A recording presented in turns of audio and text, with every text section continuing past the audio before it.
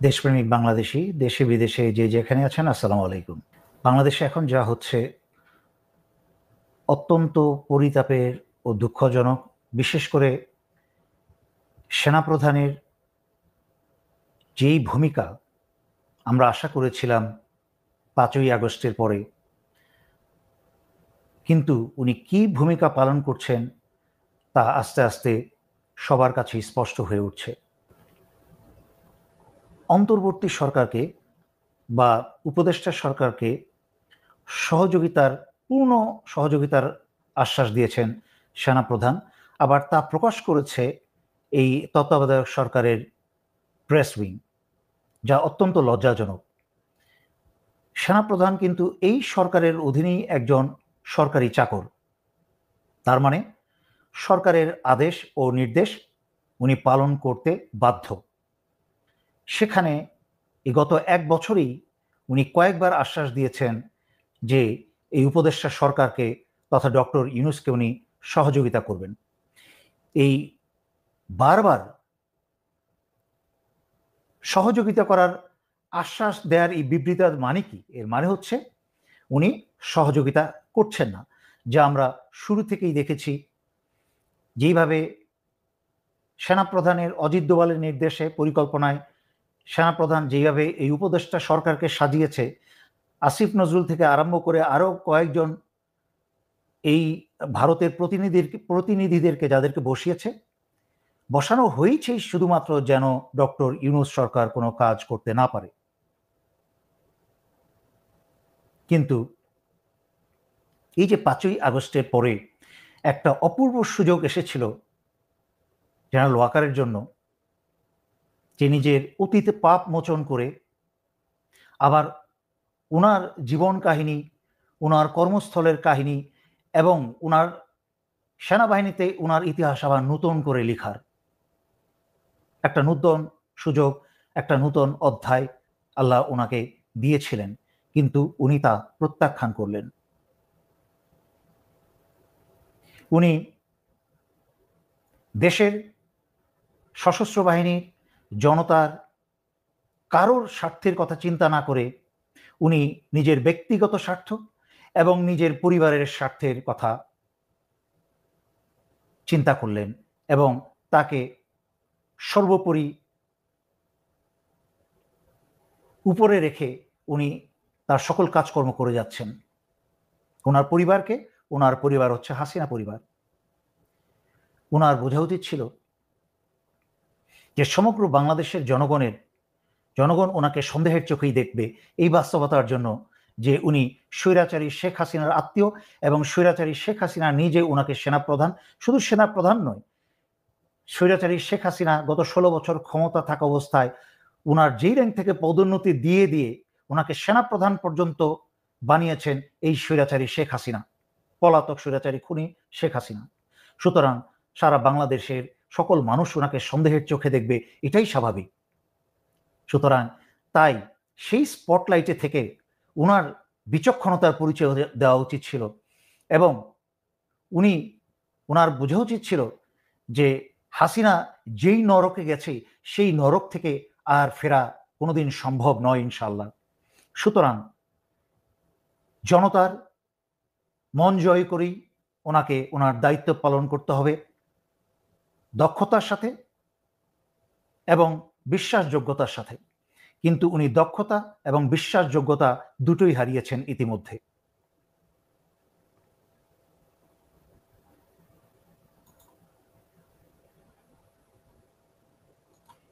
প্রশ্ন হচ্ছে, সেনাপ্রধান কেন আওয়ামীকে পুনর্বাসন করতে এত তৎপর, এত নাটক, এত খেলা? What for? যে আপনি অবসরের পরে আপনি এবং স্বৈরাচারী শেখ হাসিনার এবং ভারতের পালিত যেসব দুশ্চরিত্রের সিনিয়র জেনারেল আছে বা অন্যান্য অফিসার যারা আছে, কিছু অল্প কিছু, তাদেরকে নিয়ে স্বৈরাচারী ১৬ বছর শাসনামলে যেই চুরির এবং অবৈধ অর্থ সঞ্চয় করেছেন বা উপার্জন করেছেন সেটা এনজয় করবেন, এই তো? এবং বাকি জিন্দেগি আপনারা স্বৈরাচারী শেখ হাসিনার অধীনে আবার সানন্দে কাটাবেন, এই দুঃস্বপ্নই তো। কিন্তু একটা জিনিস চিন্তা করলেন না যে স্বৈরাচারী শেখ হাসিনা যেখানে গেছে সেখান থেকে স্বৈরাচারী শেখ হাসিনা আর কোনোদিন ফিরবার নয়। একটা দিন আসবে, গত ৫-৬ বছরে যতগুলো কথা বলেছি আল্লাহর রহমতে এখনো প্রতিটা কথা সত্যি হয়েছে।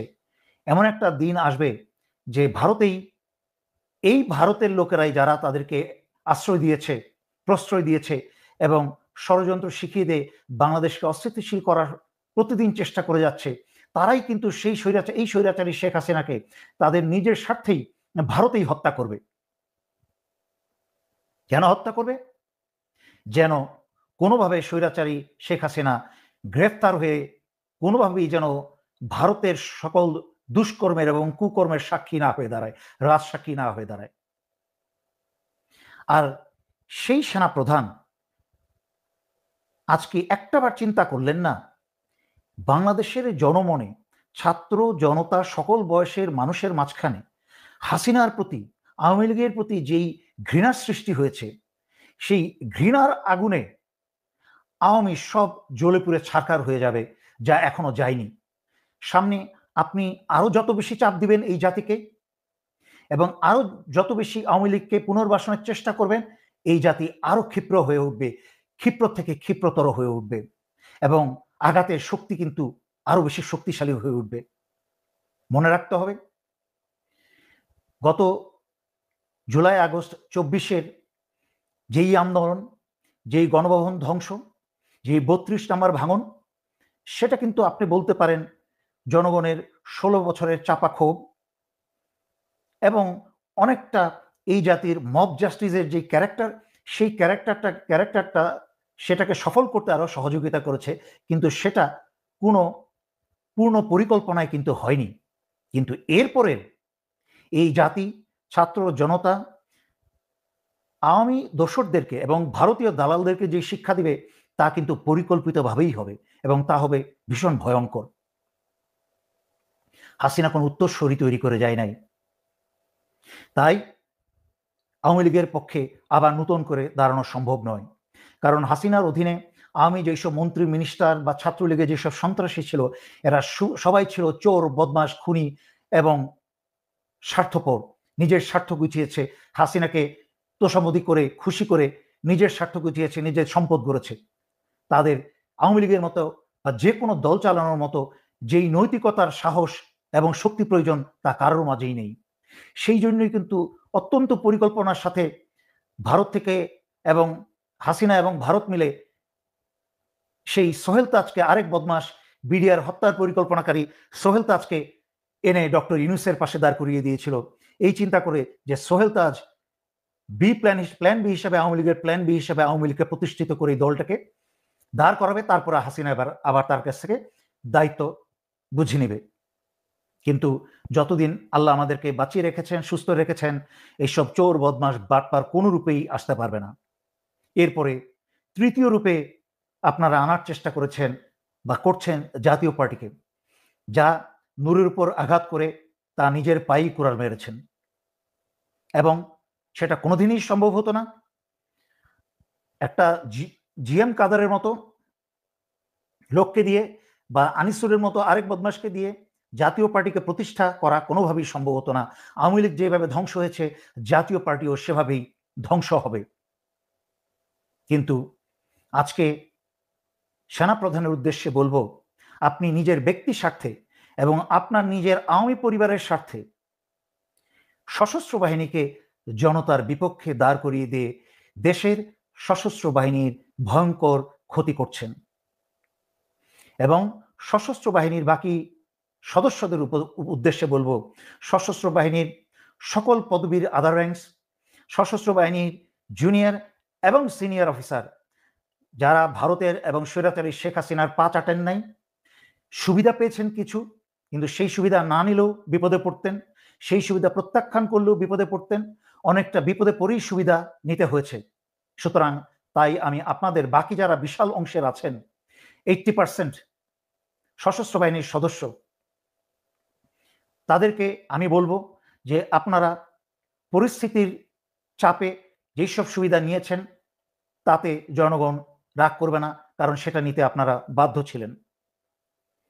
কিন্তু বাকি যারা 16 বছর স্বৈরাচারী শেখ হাসিনার অধীনে এবং ভারতের নির্দেশে বাংলাদেশের স্বাধীনতার সার্বভৌমত্ব ধ্বংস করেছে, যারা গুম খুন করেছে এবং আওয়ামী সরকারকে চুরি করতে সাহায্য করেছে এবং নিজেও চুরি করেছে, তাদের কাউকে ছাড় দেওয়া হবে না।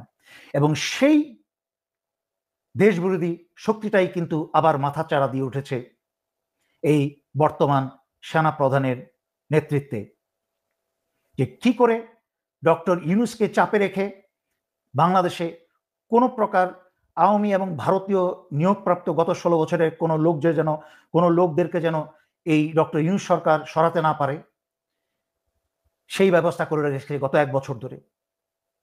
এবং শুধু তাই নয়, দিনের পর দিন একের পর এক বিভিন্ন অপকর্ম বাংলাদেশে সৃষ্টি করে প্রমাণ করার চেষ্টা করেছে এবং করছে যে আইন শৃঙ্খলা এবং দেশের পরিস্থিতি ডক্টর ইউনূসের নিয়ন্ত্রণের দক্ষতা এবং যোগ্যতার বাইরে। কিন্তু আমরা কোনোভাবেই এটা হতে দিতে পারি না। আমি সশস্ত্র বাহিনীর সকল পদবীর সদস্যদের প্রতি আপনাদের অন্তর্চক্ষু খুলে দিয়ে আমি আল্লাহকে স্মরণ করিয়ে দিচ্ছি আবার, যেই কোরআনে হাত দিয়ে ওয়াদা করে আপনারা এই দায়িত্ব গ্রহণ করেছেন। বাংলাদেশের অন্যান্য সকল চাকরিতে কিন্তু কোরআন ছুঁয়ে শপথ নিয়ে কেউ কোনো চাকরিতে, সিভিলের চাকরিতে প্রবেশ করে না। এমনকি নিজের জীবন দেওয়ার ওয়াদা করে, যে কোনো মুহূর্তে জীবন দেওয়ার ওয়াদা করে এই বাংলাদেশ সশস্ত্র বাহিনী ছাড়া বাংলাদেশে আর কোনো সিভিল প্রশাসনে কোনো চাকরিতে কিন্তু জীবন দানের কথা স্বাক্ষর করে কিন্তু কেউ চাকরিতে গ্রহণ করে না। আপনারা এরকম একটা পবিত্র দায়িত্ব আল্লাহর কোরআন হাতে নিয়ে আপনারা গ্রহণ করেছেন। আজকে জাতির সাথে, জনতার সাথে, নিজের দায়িত্বের সাথে বেইমানি করা হবে, আল্লাহর সাথে বেইমানি করা। আপনাদেরকে, আমাদের সবাইকে একদিন মরতে হবে।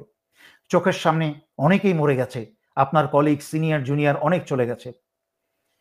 কিন্তু আপনারা যারা এখনো নিঃশ্বাস নিচ্ছেন, জীবিত আছেন, তাদের এখনো সুযোগ আছে অতীত অপকর্ম, পাপ আল্লাহর কাছে মাপ চেয়ে, জনতার কাছে মাপ চেয়ে। আমি কোনো নাটক অভিনয় চাই না আপনাদের কাছ থেকে যে আপনারা জনতার সামনে এসে হিন্দি সিনেমার মতো হাত জোর করে এসে মাপ চান, না, তাও চাইতে হবে না। শুধু আল্লাহর কাছে ওয়াদা করে নিজ পবিত্র দায়িত্বটুকু পালন করুন।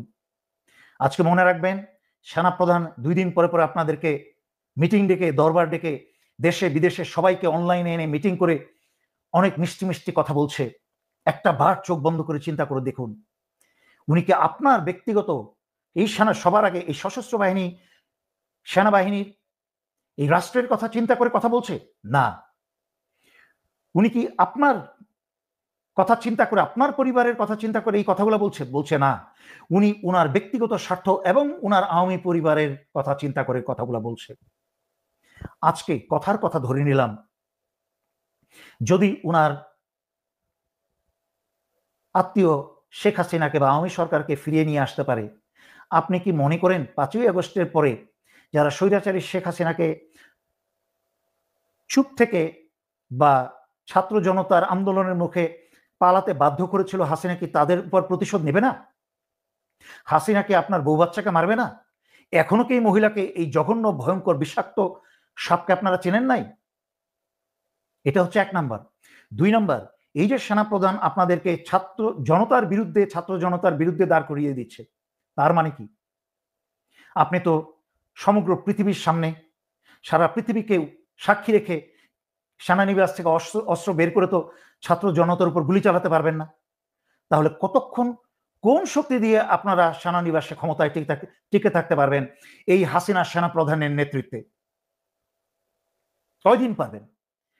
কারণ এই দেশের ছাত্র জনতা 16 বছরের অত্যাচারে এবং জুলাই আগস্ট 2024-এর আত্মাহুতিতে এবং সংগ্রামে তারা শিখে গেছে যে কি করে যে কোনো মুহূর্তে সকলের দ্বিমতকে ভুলে গিয়ে একমত হয়ে আবার রাস্তায় নেমে যেতে পারে, তারা শিখে গেছে। তারা যদি সবাই নেমে সেনানিবাসের উদ্দেশ্যে রওনা করে কি করবেন? আপনি চিন্তা করে দেখেন। আমি বাংলাদেশের সকল পদবী সৈনিক অফিসারদের উদ্দেশ্যে বলছি, সেনাপ্রধান আপনাদেরকে এরকম ভয়ঙ্কর বিপদের মধ্যে, আপনাকে না, আপনি তো সেনানিবাসের ভিতরে থাকেন, আপনার বউ বাচ্চারা কিন্তু শহরে, বাংলাদেশের বিভিন্ন গ্রামগঞ্জে, বিভিন্ন কাজে, মার্কেটে, আত্মীয় স্বজনের বাসায় আসা যাওয়া করছে। এই সেনা প্রধানের কারণে কি আপনাদের বউ বাচ্চা সবাই বিপদে পড়ছে না?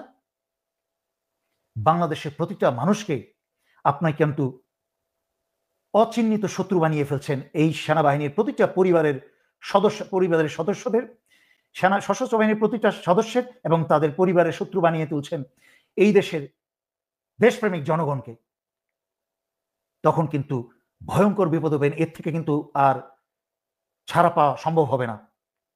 কারণ 2 জন 4 জন ডাক দিবে, এরপর কিন্তু মব জাস্টিসের নেশায় ছুটবে সবাই।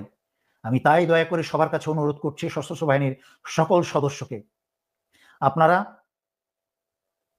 এই পর্যন্ত সকল কিছু স্পষ্ট। ডক্টর ইউনূসের ব্যর্থতা হচ্ছে, উনি এনজিওর নীতিতে চলছেন। এই সেনাপ্রধানের সকল অন্যায় অপরাধ জানার পরেও উনি মুখে কিছু বলছেন না, কারণ উনি এনজিও নীতিতে চলছেন, কাজও করবেন না, কিছু বলবেনও না।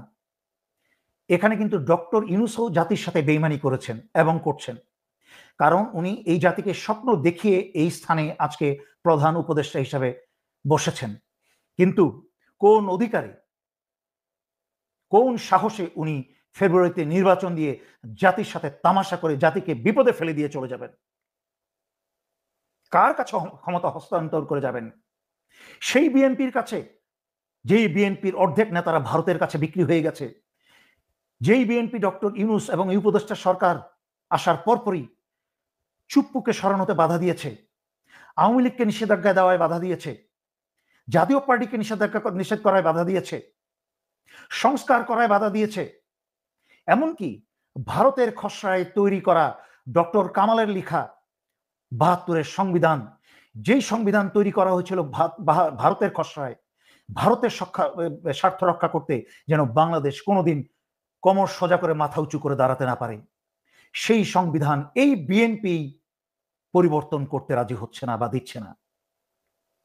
যেই ভারত ৭১-এর স্বাধীনতা যুদ্ধের আগে মুক্তিযুদ্ধের চেতনার ষড়যন্ত্রের স্ক্রিপ্ট পুরা লিখে ফেলেছিল, তারপরে স্বাধীনতা যুদ্ধের সূচনা করেছে।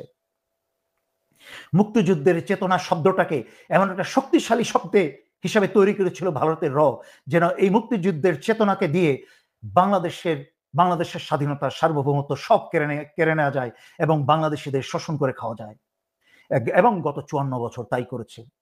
ভারতের তাদের প্রশিক্ষণ কেন্দ্রে বাংলাদেশের মুক্তিযুদ্ধকে তারা একটা টেক্সট বুক সফলতা হিসাবে প্রতিটা কোর্সে প্রশিক্ষণে শেখানো হয়। বাংলাদেশের সফলতাকে তাদের রয়ের গোয়েন্দার সফলতা হিসাবে দেখানো হয়। অত্যন্ত লজ্জাজনক। আজকে সমগ্র বাংলাদেশ, আজকে বাংলাদেশিরাই মির্জাফর। ভারতের শয়তানের কার ক্ষমতা ছিল আমাদের ক্ষতি করার, যদি দেশের ভিতরে মির্জাফর না থাকতো? তাই ডক্টর ইউনূসকে আমি বলছি, আপনি জাতির সাথে বেইমানি করতে পারেন না। আপনি সমগ্র জাতিকে সমুদ্রে ভাসিয়ে দিয়ে গ্রামীণ ফোন, গ্রামীণ ব্যাংকের এবং নিজের আত্মীয় স্বজন, পরিচিত জনদেরকে সুবিধা দিয়ে 1 বছর আনন্দে কাটিয়ে আপনি একটা তামাশার নির্বাচন দিয়ে আপনি জাতিকে বিপদে ফেলে আপনি আবার বিদেশে চলে যাবেন, বিদেশিদেরকে, পশ্চিমাদের আপনার 3-0 গল্প শোনাতে। 86 বছর কি হয়েছে আপনাকেও ছাড়া হবে না। আপনি যদি জাতিকে বিপদে ফেলে যান, আপনার গ্রামীণ ব্যাংক এবং আপনার গ্রামীণ ফোন বাংলাদেশে টিকতে দেওয়া হবে না। সুতরাং যেই ওয়াদা করে, যেই স্বপ্ন দেখিয়ে আপনি এই চেয়ারে বসেছেন, এই চেয়ারে বসে থাকেন এবং এই চেয়ারে বসে কাজ করেন এবং বাকি উপদেষ্টাকে কান ধরে কাজ করেন। আসিফ নজরুলকে লাথি মেরে বের করেন। যদি বের করতে না পারেন, জাতির সামনে ভাষণ দেন। সেনাপ্রধান 2 দিন পরে সেনাবাহিনীর সকল সদস্য ভাষণ দেয়। আপনি যেই মুহূর্তে প্রয়োজন আপনি জাতির উদ্দেশ্যে ভাষণ দেন, নাম ধরে বলেন, সেনাপ্রধান জেনারেল ওয়াকার আমাকে কাজ করতে দিচ্ছে না, আমি এই সংস্কার করতে চাচ্ছি, সেনাপ্রধান জেনারেল ওয়াকার করতে দিচ্ছে না, আমি আসিফ নজরুলকে বরখাস্ত করেছি, এই দেখুন চিঠি আমার স্বাক্ষর করা, কিন্তু সেনাপ্রধান তাকে যেতে দিচ্ছে না। আমি আল্লাহর রহমতে, আল্লাহর নাম নিয়ে বলছি, লক্ষ কোটি জনতা আপনার পাশে দাঁড়িয়ে যাবে। আপনার যা ইচ্ছা, আপনি যেই সংস্কার করতে চান, আপনার সেই আদেশ যেন পালিত হয়, তা বাস্তবায়ন করার জন্য কোটি বাংলাদেশি আপনার পাশে দাঁড়িয়ে যাবে ইনশাল্লাহ। করে দেখান। বাংলাদেশে আর কোনো মির্জাফরি করতে দেওয়া যাবে না, সেইটা সেনানিবাস থেকে হোক আর সেনানিবাসের বাইরে থেকে হোক। সিভিল প্রশাসন থেকে যারা করবে তাদেরকে ঘাড় ধরে রাস্তা নামিয়ে নিয়ে আসুন। বাংলাদেশের জনগণের উদ্দেশ্যে বলছি, আপনারা দল মত ধর্ম নির্বিশেষে সবাই আল্লাহর ওয়াস্তে এক হয়ে যান। এনসিপির তোমরা ডানে বামে বিভক্ত হয়ে লাফালাফি না করে, চিৎকার করে করে বক্তৃতা না দিয়ে জামাতের সাথে তোমরা একসাথে দাঁড়িয়ে যাও, রাজনীতি ভুলে যাও, নির্বাচন পরে, আগে দেশ রক্ষা করো। হাসিনার এবং ভারতের রেখে যাওয়া এইসব এজেন্টদের কাছ থেকে, এইসব সেনাপ্রধানদের কাছ থেকে, এইসব সিভিল প্রশাসনের কাছ থেকে, আসিফ নজরুলদের কাছ থেকে দেশকে রক্ষা করো আগে। জামাতে ইসলাম রাজনীতি বুঝে না, কিন্তু তারা মানুষ ভালো, তারা মানুষ খারাপ না। তাদের সাথে একত্রে বসো, সেখানে কোনো রাজনীতির আলাপ করো না। বিএনপির যারা 16 বছর ভুগেছে, তৃণমূলের কর্মীরা যারা 16 বছর ধান খেতে ঘুমানোর মানে কি, এবং পুলিশের দৌড়ানো খেয়ে, জঙ্গলে ঘুমিয়ে খেয়ে না খেয়ে থেকে বাবা মা হারানো, ভাই বোন মরে যাওয়া, বাড়ি ঘর সব হারানোর যারা ব্যথা তার যাদের মনে আছে, সেই সব ছেলে মেয়েদেরকে তোমাদের সাথে ডাকো। তাদেরকে বলো যে আপনারা আমাদের একই দেশের ভাই ভাই। আপনি যেই রাজনৈতিক দল করেন ইচ্ছা, আপনার এনসিপিতে অংশগ্রহণ করতে হবে না, জামাতে অংশগ্রহণ করতে হবে না, আপনি বিএনপি ভালোবাসেন বিএনপিতেই থাকেন, কিন্তু আপনার ভারতের মির্জাফর, ওই রয়ের মির্জাফর যেই সব বিএনপি নেতারা আছে তাদের কোনো কথা শুনবেন না। তাদের কথা না শুনে তাদেরকে অগ্রাহ্য করে আপনারা সবাই একমতে এক স্টেজে এসে বসে যান দেশ রক্ষায়। সেনাপ্রধান যতক্ষণ পদত্যাগ না করবে আমরা রাস্তা ছাড়বো না। আর আজকে যদি বিএনপির প্রতিটা সমর্থক যদি আজকে সরে দাঁড়ায় যে বিএনপির ভিতরের সংস্কার না হলে, বিএনপির ভারতের যারা দালাল আছে তাদেরকে না সরালে আমরা ততদিন বিএনপিতে যোগদান দিব না। আর বিএনপির কর্মী ছাড়া, তারেক রহমান নিয়ে আর বিএনপির নেতাদেরকে দিয়ে বিএনপির কোনো শক্তিই নাই, কোনো রাজনৈতিক দলও নাই, বিএনপির কোনো শক্তিও নাই। তার মানে কি দাঁড়ালো? যদি তারেক রহমান বিএনপিতে না থাকে, বিএনপির বর্তমান নেতারাও যদি না থাকে, কিন্তু বিএনপির এইসব কর্মী, লক্ষ কোটি কর্মী যদি থাকে, তারপরেও কিন্তু বিএনপি বেঁচে থাকবে, বিএনপি টিকে থাকবে। তাদের মাঝখান থেকে একদিন নেতৃত্ব তৈরি হবে, এবং বিএনপি সময় লাগলো এক সময় নেতৃত্বের, যখনই পয়সার এবং বাইরের দেশের কোনো প্রভাব থাকবে না, তখন সততার সাথে সেই নেতৃত্বে সামনে এগিয়ে চলবে। সুতরাং আপনাদের প্রয়োজন ওইসব নেতাদের আপনাদেরকে প্রয়োজন। আর কিন্তু আপনারা নিজেদের পর রাস্তা হারিয়ে নেতাদের পিছনে ছুটে বেড়ান, তাদেরকে সকাল বিকাল বালতি দিয়ে তেল ঢালেন। আপনারা মনে করেন তারাই আপনাদের ভবিষ্যৎ এবং তারাই আপনাদের বিধাতা এবং ভবিষ্যৎ নির্ধারক, কিন্তু আপনারা ভুলে যান যে আপনারা ছাড়া তাদের কোনো 2 পয়সা দাম নেই। তাই আমি আমার ভিডিও আর বেশি লম্বা করতে চাই না। আমি সেনা, ছাত্র জনতা, উপদেষ্টা সরকার সকলের দৃষ্টি আকর্ষণ করছি, দেশে আমি আগেও সতর্ক করেছি, আজকে থেকে 5-6 মাস আগে সতর্ক করেছি যে এই বছরের শেষের দিকে আমার এই পোস্ট এইভাবে ছিল যে জনগণ সিট বেল্ট বাঁধুন, এই বছরের শেষের দিকে খুব খারাপ সময় আসছে, সেই সময় কিন্তু খুব কাছে। শেষ একটা ধাক্কা দিবে আওয়ামী সন্ত্রাসীদেরকে পুনর্বহাল করার জন্য। ইনশাল্লাহ কোনোদিনই সফল হবে না। তবে আপনারা যত বেশি সচেতন হবেন এবং প্রোঅ্যাক্টিভ হবেন, মানে আগে থেকে নিজেরা সচেতন থাকবেন, ঢাল তলোয়ার হাতে নিয়ে রাস্তায় থাকবেন, তখন কিন্তু ওই রক্তক্ষয় থেকে বাঁচা যাবে। বাংলাদেশে সেই রক্তক্ষয় করতে পারবে না। কিন্তু যেই ষড়যন্ত্র চলছে, বাংলাদেশে একটা বড় ধরনের রক্তক্ষয় করে এই উপদেষ্টা সরকারকে সারা দুনিয়ার সামনে দুর্বল দেখিয়ে এবং ব্যর্থ দেখিয়ে একটা ফোর্স নিয়ে মাঠে নেমে আবার আওয়ামী লীগকে নামানো। এবং একই সাথে আমরা শুনেছি যে প্রধান বিচারপতির সাথে সাক্ষাৎ করে, প্রধান বিচারপতি যেহেতু ডিসেম্বরে খুব সম্ভবত উনি অবসরে যাচ্ছেন, তার আগেই যেন উনি অন্তর্বর্তী সরকারের প্রধান হয়ে ডক্টর ইউনূসকে সরিয়ে দিয়ে উনি অন্তর্বর্তী সরকার হন এবং আওয়ামী লীগকে যেন নির্বাচনে আসার সুযোগ দেন, যেন আওয়ামী লীগ সুই হয়ে ঢুকে কুড়াল হয়ে বেরোতে পারে, আবার দেশ দখল করতে পারে। এবং বর্তমান যে বিচারপতি আছেন এবং ওনার যেই উচ্চ পারিবারিক যে ব্যাকগ্রাউন্ড আমি জানি, তাতে আমার মনে হয় না ওই রাস্তার অসভ্য বদমাশ খায়রুল হকের মতো উনি কোনো ষড়যন্ত্রে উনি রাজি হবেন, বা কারোর বাইরের অথবা আভ্যন্তরীণ কোনো প্রভাবে উনি কোনো খারাপ কাজে, দেশ বিরোধী কাজে, জনতার বিরোধী কোনো কাজে উনি রাজি হবেন বলে আমার মনে হয় না। তারপরেও আমি সকলকে সজাগ থাকতে বলছি। আপনারা সজাগ থাকুন, এবং এই ফেব্রুয়ারিতে ডক্টর ইউনূসকে বলবো, আপনারা যারা এই ফেব্রুয়ারির নির্বাচনের এই মাতলামি শুরু করেছেন, এই সব মাতলামি বন্ধ করেন। 1500 ছাত্র জীবন, 1500 ছাত্র ছাত্রী জনতা জীবন দিয়েছে এবং 10,000-এর উপরে মানুষ আহত, যারা চিকিৎসা পর্যন্ত অনেক বেশিরভাগে পাই নাই। তাদের সাথে মশকরা করবেন, ফেব্রুয়ারিতে নির্বাচন দিয়ে আবার দালালদের, ভারতের দালালদের হাতে দেশ তুলে দিয়ে যাবেন। মনে রাখবেন, উপদেষ্টাদেরকেও ছাড়া হবে না ইনশাআল্লাহ। এই বলে আজকের জন্য আমি এখানেই শেষ করছি। ধন্যবাদ। আসসালামু আলাইকুম।